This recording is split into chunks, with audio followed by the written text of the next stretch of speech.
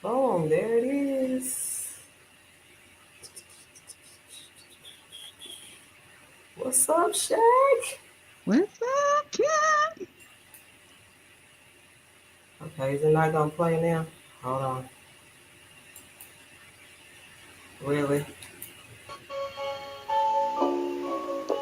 It's the KFLO show, the one and only.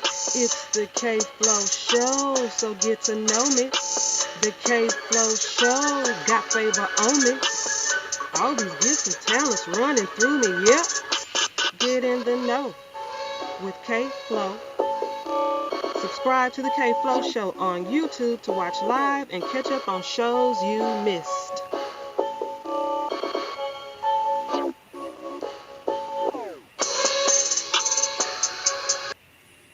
Huh? That's my little intro, girl. I did that myself. Oh, that's so dope. I love it. Okay. Wait a minute, I gotta look. I got one more for you. What's up, Oh. people? Welcome to the KFLO show. Our Yes. goal is to inspire, encourage, and empower you to live life better with information for transformation and elevation. Hashtag elevation information. We will discuss faith, fashion, fun, finances, and much, much more. And hey, don't just watch, like, and subscribe at imkflow.k. And remember, sharing is caring. Enjoy the show.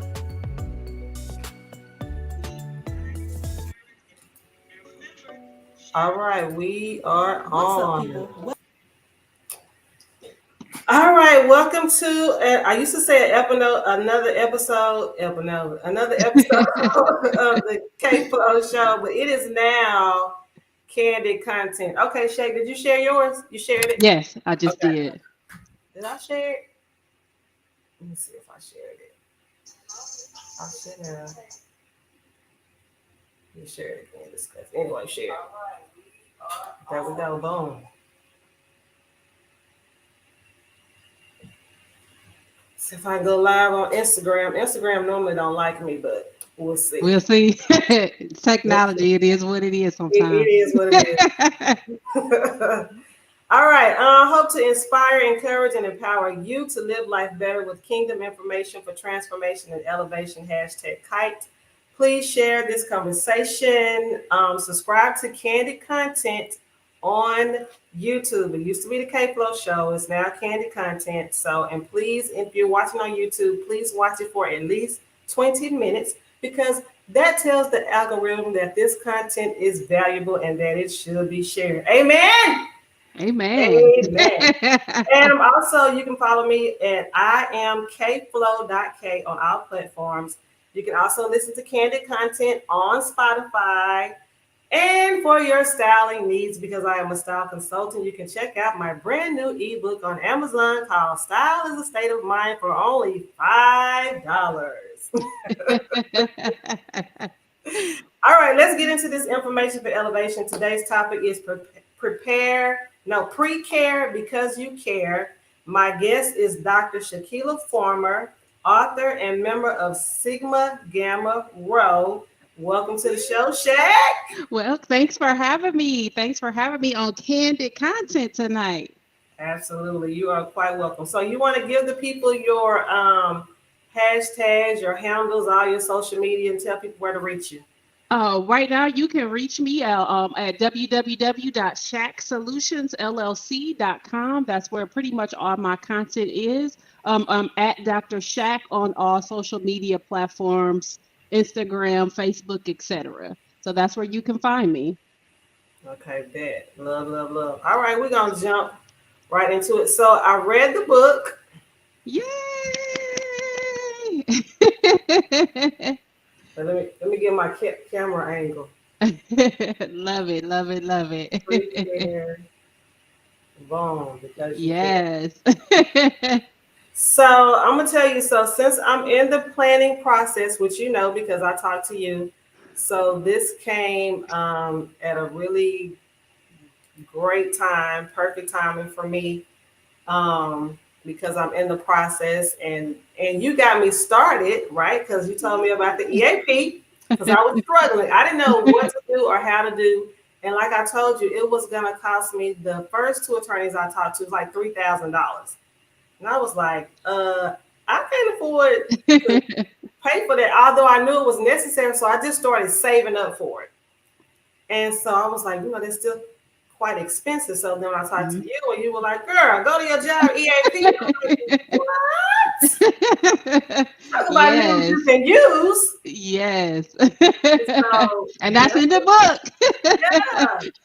And so I'm reading the book, and I was like, oh man, this is everything that you were telling me. And from the research I did, and I follow this guy called The Undertaker on Facebook. Okay. He's from Golden Gate. So he talks a lot about that stuff too. So after I talked to my attorneys, then I reached out to him just to confirm some things. And he was like, yeah, you're on the right track. I was like, okay, cool, cool, cool, great. So Perfect. anyway, here we go. So, my first question is, what is your experience in this field, and for how long?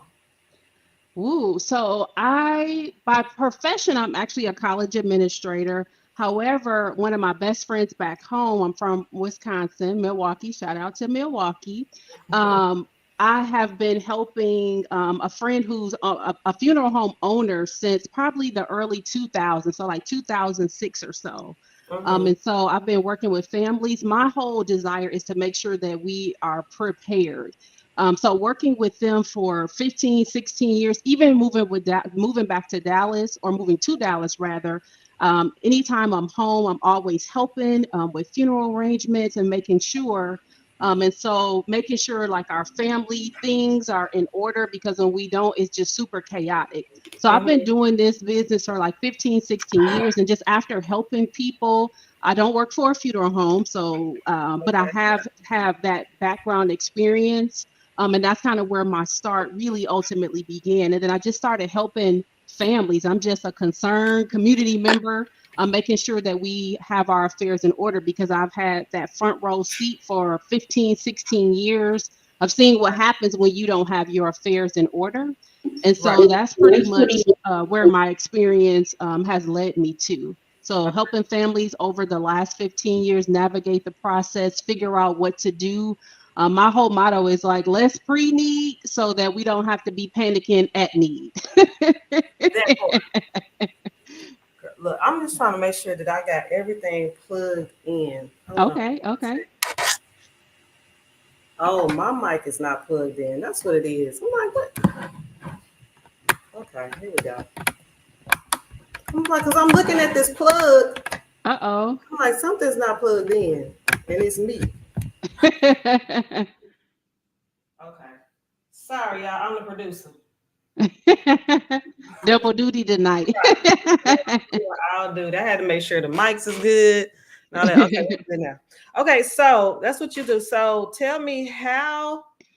Um, this is not something that I have trouble with, but I find it when I'm talking to people. This is a very touchy subject.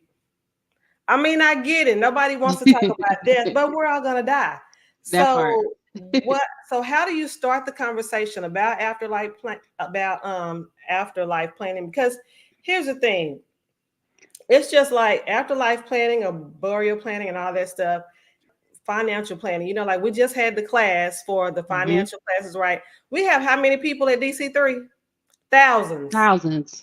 Thousands of people come to this church every Sunday, every week. And we had like what, maybe 30 people show up to this free class. Yes, Free. that Like part. no money. Outside of if you want to purchase the book, and the workbook and all that. But I'm like, it's a free class. Grab a notebook and take notes. That part. Yeah. And so I just didn't understand. So tell me, like, why do you think, like, how do you start the conversation with people? Because it's just not a topic that people want to talk about. Yeah, so that's a really great question. For me, it's not one conversation, number one, but in our family's tradition, Black folks, we don't like to talk about it because you're like, child, you trying to put me in the grave. And so that's not it. So sometimes you have to be mindful. Try not to have the conversations necessarily when your family member is aging or actually going through illness. But Mm-hmm. one of the things I did, like even with my own mom, is I started asking like about her childhood. I started asking about like favorite recipes. I started asking her like what is the best gift I ever bought you? Like just having like just regular conversations, because ultimately that is sort of what's leading. And so they don't feel like you're talking about death. Mm-hmm. But I wanted to know, like, what type of legacy would you want to leave? And so when I started the conversation, we started talking about like recipes, because my parents grew up in Pine Bluff, Arkansas. So we're like, what did y'all do in Arkansas to, make the greens taste so good? So just talking about like real, just family type conversations and nothing with illness. That's generally how I recommend trying to get started and doing the work. One of the funny things is I learned is a lot of my close circle, while their family members don't want to talk to them about their final wishes, they'll actually tell me like, hey, Shaq, okay, so this is what I want. And so I find that it's easier for families to talk to folks like myself who aren't closely related and we don't have any stake in the game. And so Right. that's been really helpful for me with close friends. Like, okay, this is what your grandma told me that she actually wants. While Right. she doesn't want to have that kind of taboo conversation with you, she'll have it with me, because now they're like, oh, Shaq, we proud of this baby. You got this book. And so I find that a lot of families will talk to me, but then just trying to teach them, like I said, try not to talk if you don't have to when when an illness, especially for an older person, because that's just our nature. We don't want to talk about it, but it's really a selfish way to not do it. But we really have to have these conversations early and over time so that it doesn't feel like, oh, it's all doom and gloom. It's not that at all. It's really, really making sure that we're together. So that's one way to do it. And that's and see, to me that would sound like that's comfortable, right? You're doing it now. There's no pressure. We can sit down, we can have, a conversation about it. Is it a conversation we want to have? No. Is it fun? No. But it's necessary. It's necessary, because being on that other end, whoo. And there's so many things that bother me about this subject, and it seems, like it's taboo, like, and it's, but why though? Because I think we grow up like that. Woo, you don't talk about dead people. It's such a spooky thing. But to your point earlier, is that y'all know this is a life cycle, right? We all have to go. And I'm particularly heartbroken when I meet with families who have minor children and they don't have nothing in order. I'm like, okay, if you don't have anything in order, then that uncle that you don't really like the food with, or that family member, it's a good chance that your 5-year-old could grow up there. So Mhm. not having things together and documented and not knowing what we're wishing, we're fighting over stuff at the funeral. We don't know if mama want to be in a white casket or no. I think she said she wanted to be in a white dress. Nothing is written down, nothing is nowhere to be found, no conversation is had. And so while you're alive and you have an opportunity to contribute to what that looks like, that's Mhm. where you go, right? Yeah. And really and honestly, COVID, if it didn't teach us anything else, not everybody has to have a funeral. Some people don't want a traditional service. So Yeah. that traditional way that we've always sort of done things, maybe we don't want that. Maybe we want a memorial service. No states say you have to have a funeral, honestly. And so just trying to have that kind of meaningful conversation to see what that's looking like, is that's where it is. Hmm. So, and that leads me to pre-need, because I know my mom has pre-need. Now, for a long time, I was in that same category. I was like, girl, I ain't got time to worry about that. I'm not gonna die no time soon. The Lord got purpose for my life. I ain't gonna die. So, but when I started, looking to all these things, and then it was okay. So I actually went to a funeral home, because I was just gonna get a pre-need, because I do have a life insurance policy. Then this is another thing that I kind of struggle with. I have like an insurance type policy, and I know it will cover expenses, right? Mhm. But expenses are always increasing. So I thought about getting a pre-need just so I could get that price, but Mhm. then it's like I'm paying for it twice. Not Right. necessarily. You can kind of lock in. It just really depends on your situation and your circumstance. Like for me, I wasn't born in Texas, so more than likely I'll want to establish where I want to go, which would be Wisconsin, to make sure that my affairs are in order there, because that's where I will ultimately want to be. So Mhm. you can pay for it early and kind of pre-need, but you really need to figure out what does that look like. Because some people are like, oh, I got all of that figured out, and sometimes it's folks bought maybe a casket. That's not the whole service. So maybe looking at it. And so that's one of the things with the acronym pre-need is that, or PreCare, excuse me, is that we're looking at making sure you don't just set it aside, but that every year or of life change, marriage, divorce, pregnancy, you get a dog, you get a cat, all of the life cycles that may change, you may need to update it. So you could consider locking in at the current rate because inflation is a real deal. And so you might want to consider it if you know. But yeah, that's a great place to start. Start at the funeral home, see what they have to offer, and see what you want to do. So that's not a bad I place to did. start at. I went through the I whole will go process. ahead and lock in if you want to. I was down to signing the contract, had my payments and everything. And then I called my cousin because I had even talked to somebody. I talked to actually Brother Paul at the church. Okay. Okay. And because I was like, a casket by itself is 10 G's, dog. And then they ask you if they want it sealed. And like, I'm dead. Why do I care? But it made me consider, I had never considered cremation. Mm-hmm. I had never considered it because, baby, Okay. my mama, I like that. That's a dirty word. Yeah. In my house. But your soul is not going to be like, I'm not going to be there. You're not going to be there. And now it's so much people that I never thought. I mean, saved, sanctified, my whole entire life have chosen cremations. And I'm kind of excited about this new place. The other piece of it too is like, it's not the old spooky thing on the fireplace no more with your grandma ashes. And if people have necklaces and bracelets and rings, and so it's becoming like more popular to do it. I'm like, your soul isn't being burned because people are like, girl, and seeing the process, I was one of those people. Oh no, nah, fam. Yeah, I was. But too. now, 17 years turn later, the dirt anyway. That part, I'm like, no. I told Dre, mourn me and go to the bank. That's what we're doing because we don't need all of that.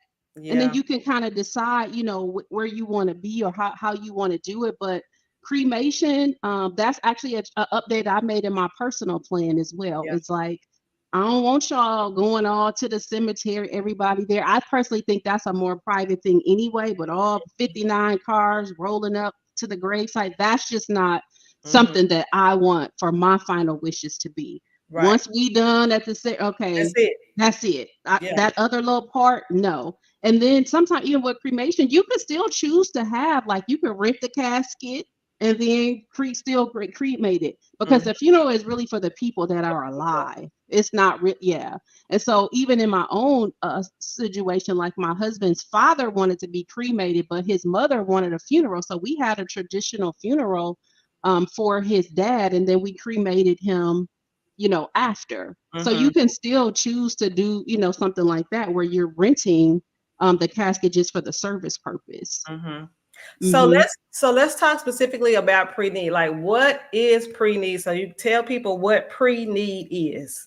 So pre-need or pre-planning is really essentially documenting all of your final wishes, essentially. But the other piece that I like to mention with pre-need as well is that sometimes there's situations where people don't die. Maybe you become incapacitated for 6 months or 6 weeks. So those are also things you want to document. That's how you do your medical directives and your things like that. So it's really just establishing a plan. Maybe what type of songs or rituals, or what do you want your service to look like? Do you want a memorial? Do you want a traditional burial? Do you want, doves flying and all of the pomp and circumstance that can come with some of those? So really documenting your plan and your wishes. Like for me, everybody in my family know we not doing the rest in peace airbrush t-shirts for Shaq. We not doing that. So if any of my family Star Wars watching, put them out the funeral home because we not doing. You could get a nice other type of shirt, but nothing with my face on it in the wings and the air. We don't. Airbrush t-shirts is a no. Y'all got that? It's a no. Did you get it? Did you get right, that? Did y'all get that? So whatever that thing may be for you, you want that to be documented so that it really is smooth. And like you said, the conversations can be difficult, but it's so much smoother and nicer. And I've personally had to go through some really hard transitions in the last 12 months where I've lost very close family members, but they knew what they wanted, and it was so smooth because it was well documented. Even Dre said, well, God, dog, 3 days, y'all already. I'm like, because everything is already in order and it's time to go ahead and plan. And so when you have that, you don't have that inside bickering, that sibling fighting, that cousin, ex-spouses, because you even forgot to take them off policies and things like that. When you have a plan and you're constantly looking at that plan, I personally recommend like every year.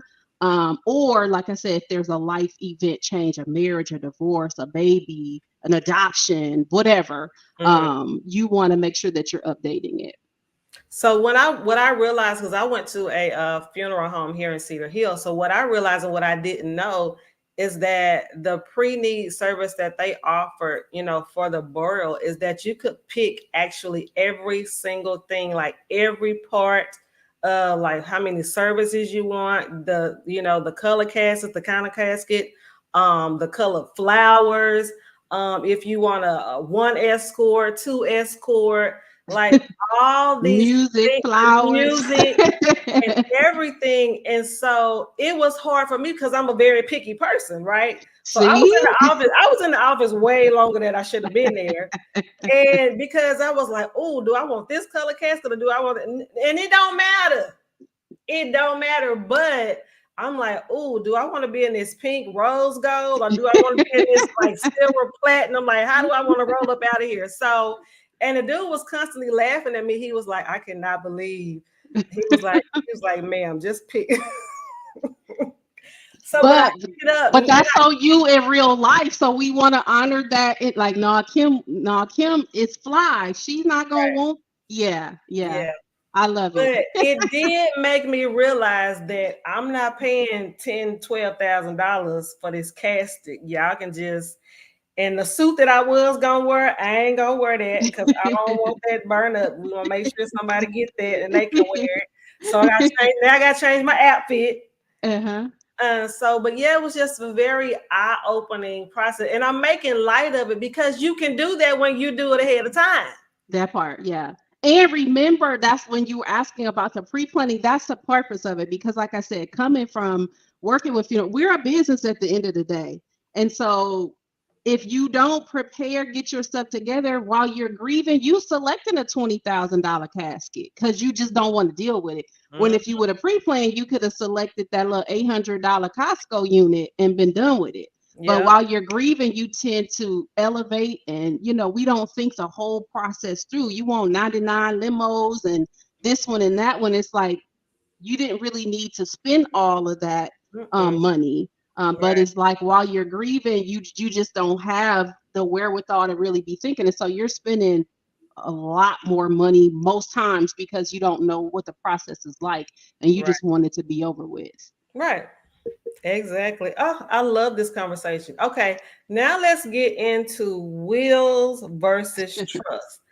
Because when I called my EAP and started talking to all these attorneys, I had it set in stone because of a conversation that I had with somebody. I am getting a revocable trust. Like it in stone. That's what I want. I don't want no will because I'm not going to probate. I don't want nobody fighting and all this type of stuff. But as he started explaining things to me and I started really looking at it deeper, was like, maybe I don't need a trust. Because isn't a trust for like if you have heirs and beneficiaries and kids and maybe certain things that you want to pass down? I ain't got none of that. So full disclaimer, number one, I'm not an estate attorney. However, I do feel like you need to have that conversation because that is different for everybody. Typically, like a good rule of thumb is if somebody has probably like 100,000 or less in assets, that's typically somebody with a will, right? But if you have property, if you have minor children, if you're married, things like that, then you may want to trust, because the thing with the trust that they do is that you can kind of tell the trust what to do. right? So say you have a 5-year-old and you deceased. Well, if you're leaving them a $250,000 policy, you wouldn't want that child to maybe get that at 18. Mhm. Maybe you have some conditions. Okay, at 18, you're going to get 50,000. Then at 25, or once you achieve college, whatever the thing is, you can essentially sort of tell it what to do.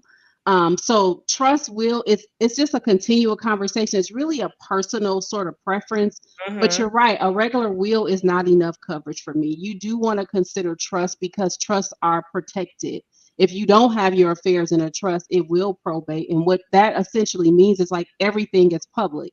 So when you don't have anything, folks can look it up. Probate is wide open. So, oh, okay. I wonder why I'm getting all of these friend requests on Facebook, because typically in our programs at funerals, which is another thing to kind of consider, is be careful what you're putting in those obituaries in those programs, which are typically maiden names of your parents. And then those are typically passwords. So if somebody's trying to do you harm and I'm just looking at the probate people who probated, I can have access to things. And so you're leaving yourself a little bit more open. So I definitely feel like having a conversation with an estate attorney to see what's best for you and your family, married or not, kids or not. But if you have assets, that is searchable. That's Google. It's like free. Um, so I do like for people to consider it. And like you mentioned earlier, if you are watching and you have that traditional kind of 9 to 5 job, reach out to your EAP just to maybe start if you don't want to pay a hefty price for attorney fees. But sometimes you may have to weigh that, that sometimes it's 25,000 or 2,500, excuse me, up to 5,000 for trust. It just depends. I'm working with families now, like, nope, they want everything kind of in a trust. I want my house in a trust. I want my car in a trust. There's some tax benefits and some of that, things like that. So it can get just different for different people. So I Yeah. definitely recommend that people do both, but you should have, something documented, a will. But like I said, typically if your assets are like 100K or less, most people will be like a will. But at the Yeah. same time, it's still going to probate. It's still going to be public. It's still kind of wide open because, and then looking at your state, Texas will decide what's going to happen here. If Okay, you don't before have your will, Texas is going to decide that. right. So let me ask you this. So for somebody like me, so I was looking at, I'm now considering a will because, like you said, I don't have all that stuff. But in a will, you can still list out who you want things to go to, right? You Because you can. still have your power of attorney and all that. So why? So does a will automatically go to probate, even if there's nobody fighting over anything or no discussion and everything is running out? Does it automatically still go probate? It typically will, yeah. But why? If there's no fight, you don't know. I know. That's just how the law is. That's how the law is. That's how the law work. And it's to the state's benefit too, because they get paid off of that. So I might need to That reconsider probate. again. Right. That's why I said to consult your estate attorney in particular to see what may be best for you, because a lot of times they'll give you different things when you're talking to the attorney, things that you may just want to consider. Because it could be somebody contesting something that you're like, oh, I know ain't nobody gonna contest mine. It'd be some Jimbo from 8th grade, like, no, Kim always told me when she died, she was gonna give me them gold Louis Vuitton earring. And you'd be like, ma'am, I don't even know who you are. So you get what I'm saying? So it still could be. So still So a random straggler could, could they could, contest if I only do a will. they could. Okay. Now I Because got remember, it's not protected. So yeah. And then when you're a will is considering not trust, protected, period. It's not protected, period, from nothing. it can be. It can be if nobody decides to, but I'm just saying it still can be. It's good to have for sure, yes. I think so, but I just think a trust can cover more.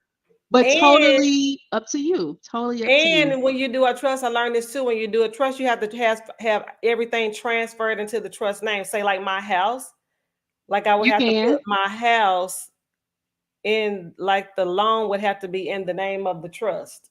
Yeah, that's one trust. It's a lot of different trust options as well. But yeah, typically because you don't want your trust to be in your name because it's easily searchable. Yeah. So my trust wouldn't be my first and last name for sure. You want to kind of have something that's a little bit undetectable, if you know where Right. I'm going with that. Okay, now see, now So you that's why I said you work. gotta kind of think it through, because you may be thinking like people are normal, but we live in a society now where, like I said, people go and look at the probate stuff to see, like, oh, okay, they didn't got all your stuff from Facebook and your social media to kind of know how to move. Like, oh, she into it with her and her cousin got into it. Okay, isn't this the same person that was named in this online obituary program with all the detail? Like, it's people out there that could make it go longer, and we just know that probate, it takes time. It's a longer process. So that's the thing. It's like, will or not, it could, and then it can just extend the time out a little bit longer. Baby, So that's a conversation that's ain't nobody got time for that. ain't nobody got time for that. So while it's expensive, and then to your one point, some of them, sometimes you do, if you put your home or things in a trust and say you want to sell or do different things, so you have to decide, do you want to do that now? Like, what's the best plan for you? And that's why having that attorney to kind of help guide you with that is better, so that you know what's best for your individual situation. Because sometimes you may want to, but say if you decide to move it into a trust and now the trust owns your home, well, you want to sell it or you want to do something with it. Now it's in your trust. So what does that look like? Do Right. you have to get it out the trust and move it to Yes, step? You get what I'm you saying? So do. you have to figure out what type of trust and ask all of those questions, so you know what type. Because just like there's many types of wills, which is why I'm saying it's not just one will, it's several different types of wills, and there's seven different types of trust. It's not just one thing. You can Okay. do something simple, you could do something complex. I mean, there's so many different types of wills, and then there's so many different type of trusts. It's not just one thing. Okay. Good to know, Shaq. So we're just saying, like, will is just kind of what we just say, but then there's different types of both things. Regardless of what y'all choose to do, you need to do Do something. something. That's the Right? point. Write Yeah. it down. Like I was telling my brother, because he's done nothing. I was like, can you at least just sit down, take 30 minutes and write something down Down. just in case? Because my brother is 66 years old. Oh yeah. I'm gonna need brother to write something.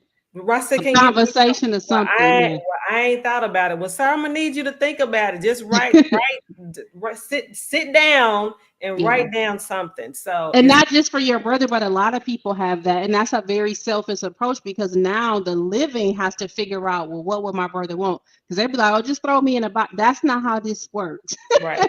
So we still have to do things decent and in order. We Yeah, for have to. sure. We have to. And then So you brought up something real quick about power of attorney. Remember, power of attorney is for living. Once you're deceased, the power of attorney is deceased. It goes with the deceased. It's a living document. So not like, oh, I got a power of attorney on my mom. Okay, well, if she's deceased, then that power of attorney is no longer. It's the document is expires at death.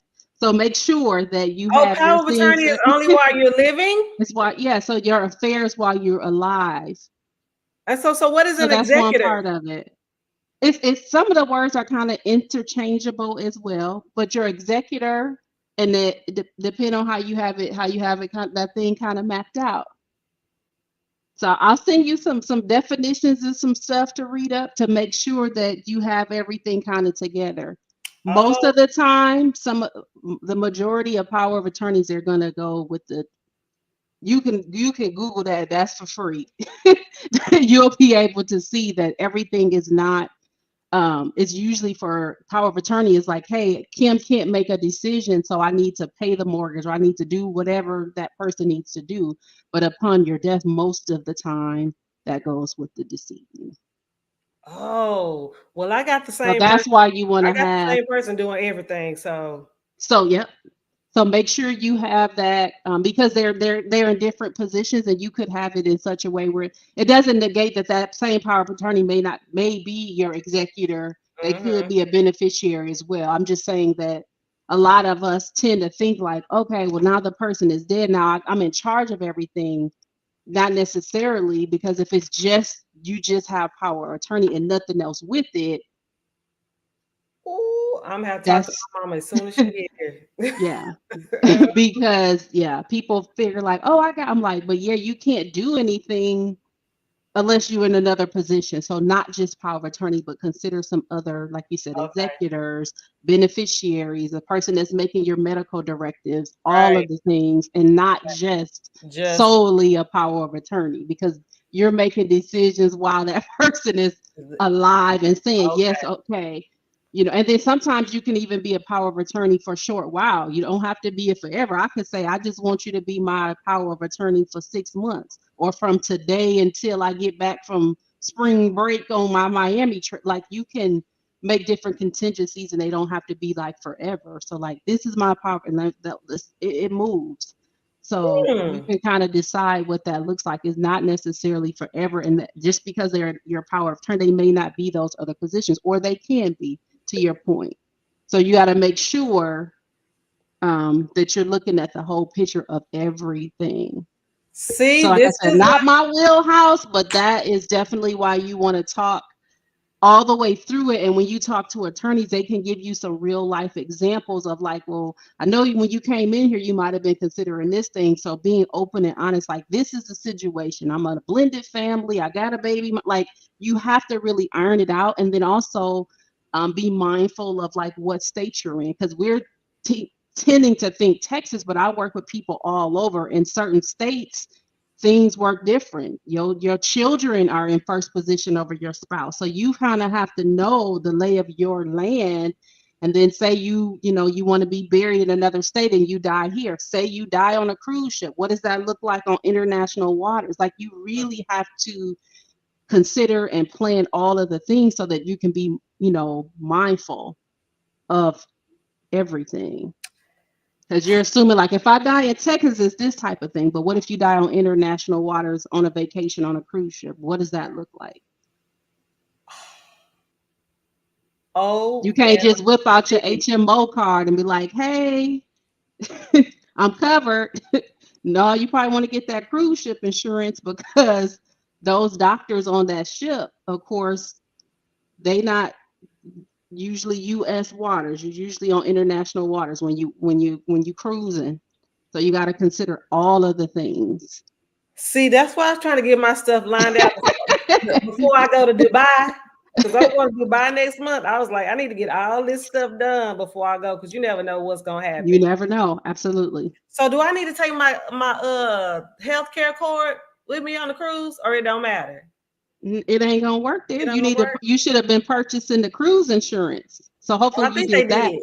I think they did. I'm And pretty then sure. you want to try to purchase insurance, like say you're gonna go a couple days and kick it, or a couple days after. You want to get the insurance to cover the whole thing, not just the time that you're on the actual ship. Because if you get off, say you get hurt, you on an excursion, you get off, and now we have to fly you off the island to the United States or to the next nearest hospital. You want to make sure that you can have coverage. And like I said, 9 times out of 10, your health insurance may not cover you on that international. So you want to make sure whatever insurance, either the cruise or that you get something that will protect the duration of your whole time. So that will cover your flight. If you miss your flight, if say you chilling on the beach somewhere and the boat leave you, how you gonna get back?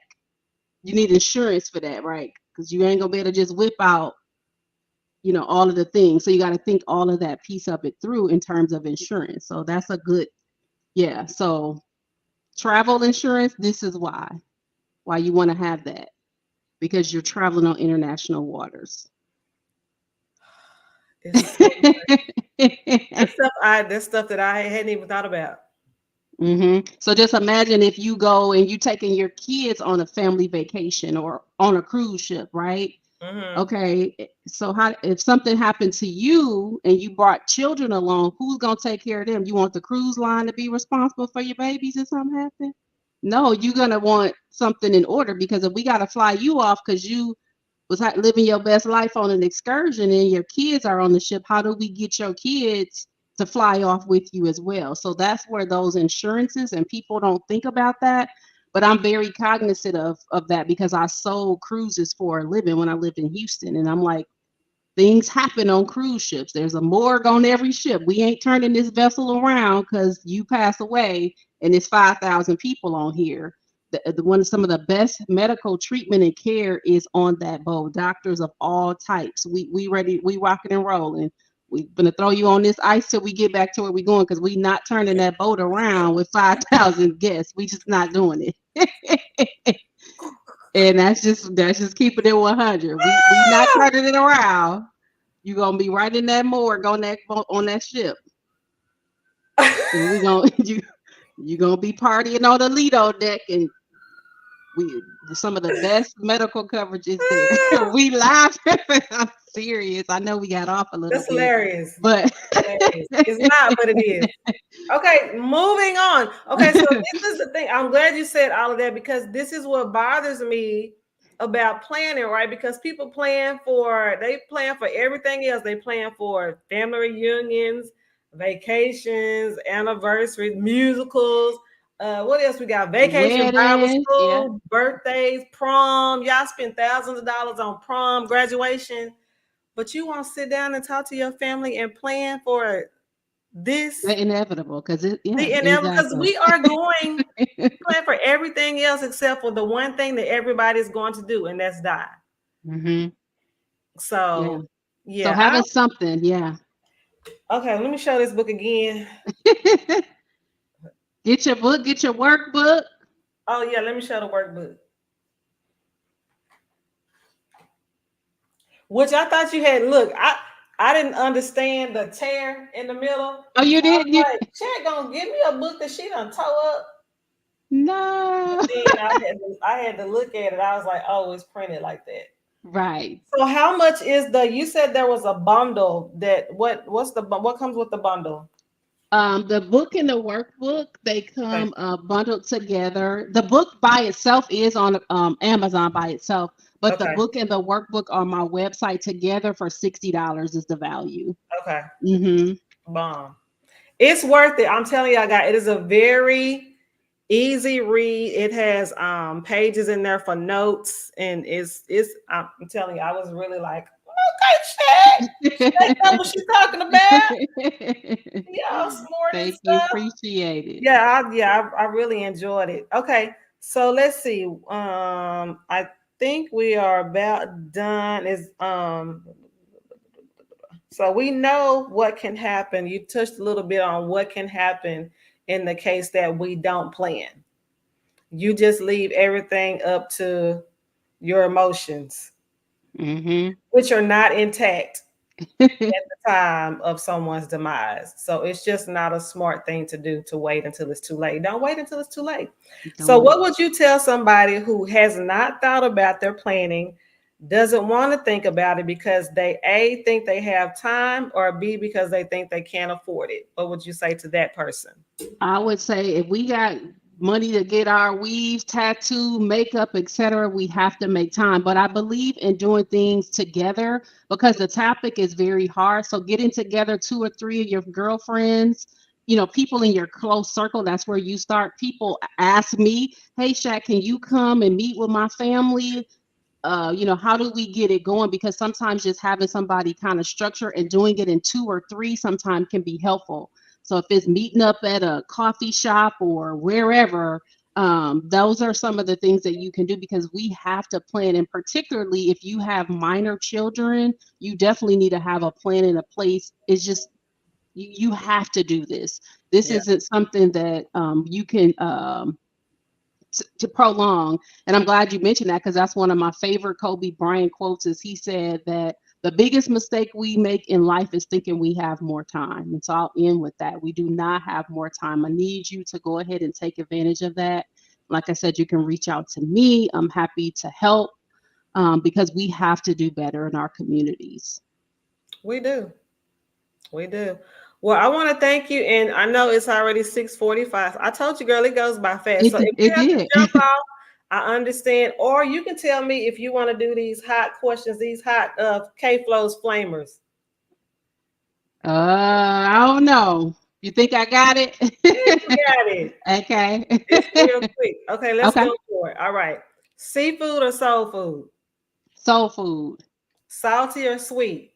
Sweet. Basketball or football? Basketball. Whoop, whoop. Anita Baker or Shaka Khan? Oh, I Shaka know. Khan. Shaka Khan. Okay. Shaka Khan. Maxwell or D'Angelo, the old school D'Angelo with the stuff. Okay. Okay, Maxwell. Oh, okay. A different world or living single? A different world. Already. New Edition or Jodeci? New edition. Any. Okay. The Jeffersons are good times. The Jeffersons. Okay, cause Shaq all about that money. Coming to America or Harlem Nights? Oh, Harlem Nights is my top five. Okay, spades or dominoes? Spades. Okay, all right, Shaq. I see you. Okay. Thanks for having me. All right, so if you'd like to be a guest on Kandid Kontent, reach out to me by social media or DM me. Don't forget to subscribe to Kandid Kontent on YouTube. Leave a comment or tap the bell for notifications. You are now in the know with KFLO. Thank y'all for tuning in. Go be great. And we're going to end it out with a prayer. Lord God, thank you for this platform. Thank you for my guests and your audience. I pray that everyone listening will know your voice, hear your will, and then do your will. In Jesus' name, amen. Amen. Thank you, Shaq. Thank you for having me. I enjoyed it. That was really dope. All right. Have a All good right. night. See ya. Thanks.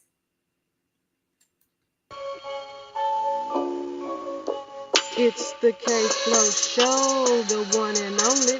It's the KFLO Show, so get to know me. The KFLO Show got favor on me. All these gifts and talents running through me, yep. Get in the know with KFLO. Subscribe to the KFLO Show on YouTube to watch live and catch up on shows you missed.